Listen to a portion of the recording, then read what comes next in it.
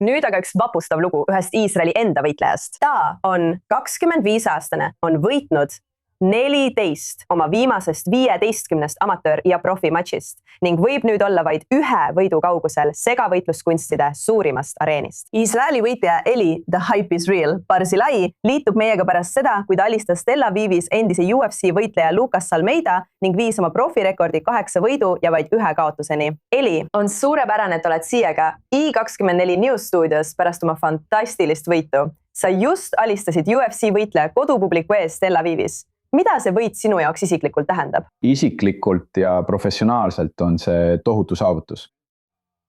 Tead, kui sa alistad endise UFC võitleja, siis see näitab, et kuulud sellele tasemele. Ja ma domineerisin teda kogu matši vältel. See oli minu jaoks suur samm edasi ja ma olen selle üle väga õnnelik.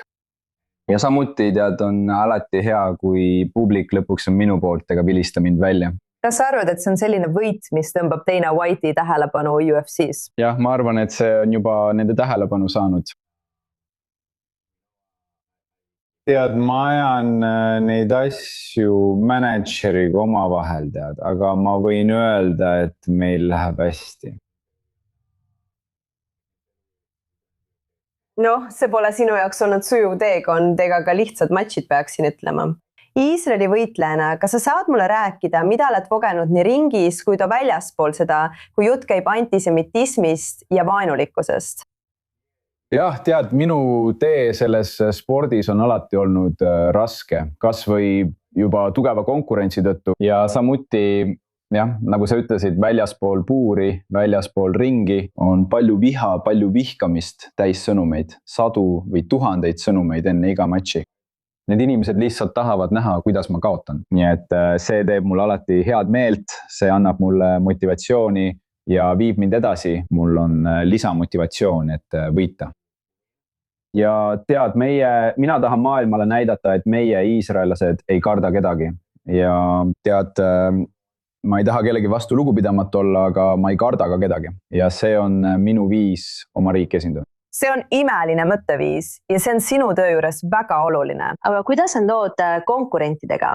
Mitte ainult sellest, mida oled internetis näinud, vaid ka need, kes pole olnud nõus sinuga ringis vastamisi minema. Jaa, see on olnud hullumeelne. Tead, see aasta oli väga raske aasta, palju tühistamisi, vastased loobusid.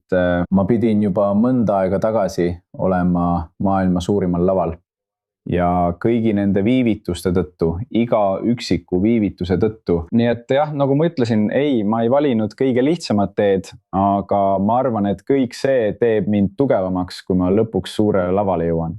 Ma arvan, et ma olen väga valmis, sest kõik, mida ma siiani olen läbi elanud. Ja sul on ka sportlastel toetust. Ma mõtlen, John Silva tuli siia Iisraeli ainult selleks, et sind toetada. Ta sai Brasiilias natuke kriitikat ja vastureaktsiooni.